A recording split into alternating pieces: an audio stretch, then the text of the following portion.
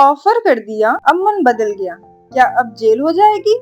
बिल्कुल नहीं। Contract act का सेक्शन 5 और सेक्शन 6 तुम्हें मुकरने का लाइसेंस देता है। नमस्ते, मैं हूँ पूजा और आप देख रहे हो लॉ विद पूजा, जहाँ कानून होता है simple. Revocation of an offer. Revocation of an offer क्या होता है, इसको हम समझते हैं। ठीक है, तो रिवोकेशन मीन्स होता है विड्रॉ और टेकिंग बैक।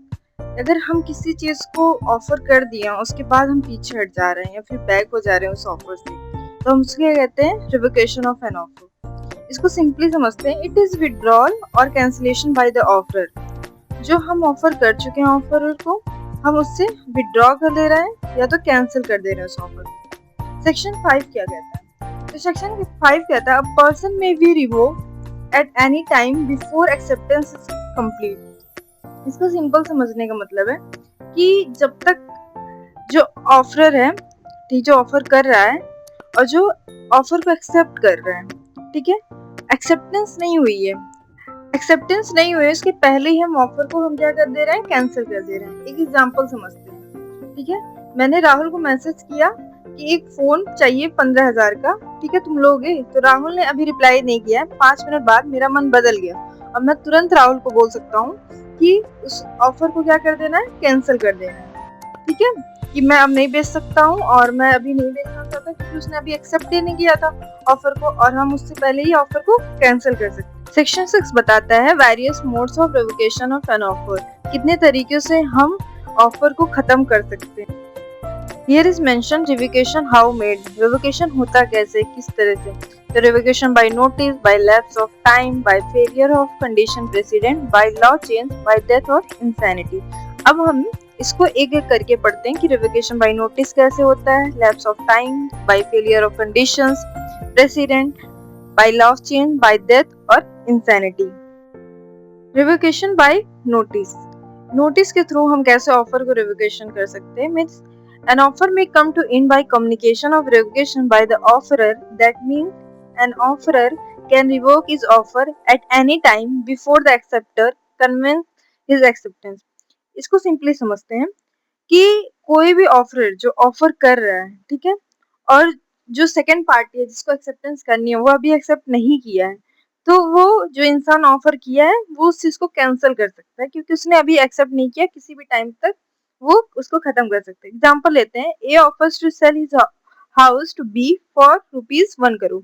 ए ने ऑफर किया अपना घर बेचने के लिए बी को कितने करोड़ रुपीस के, 1 crore. Before B accept the offer, B ने ऑफर एक्सेप्ट करने से पहले ए जो है विड्रॉ कर लिया ऑफर को और इन्फॉर्म कर दिया बी को बाय नोटिस से कि there will be no contract offer has been revoked before it acceptance B.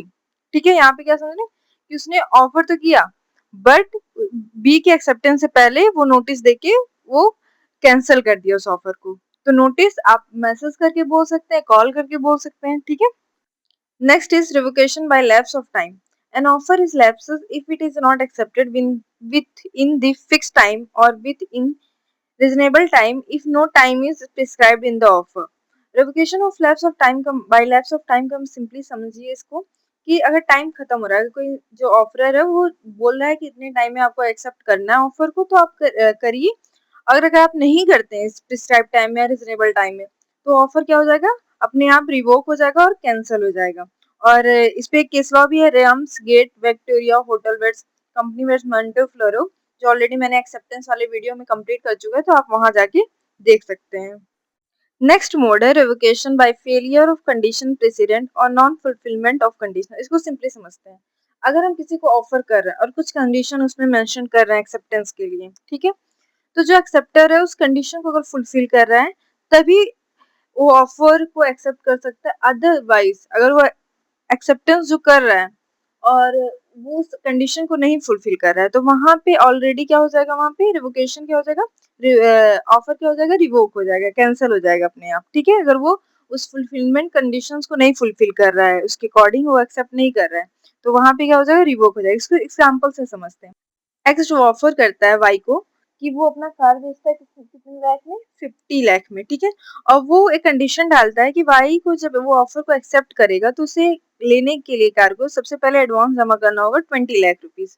अगर वाई जो है पेमेंट नहीं करता है एडवांस 20 लाख का, तो वहां पे क्या हो जाएगा, ऑफर कैंसिल हो जाएगा और रिवोक हो जाएगा कह सकते हैं, क्योंकि वो कंडीशन को नहीं फुलफिल किया। क्योंकि जो ऑफर किया था एक्स ने, तो उसने एक कंडीशन डाली थी कि उसे एडवांस कितना पे करना है, 20 लाख।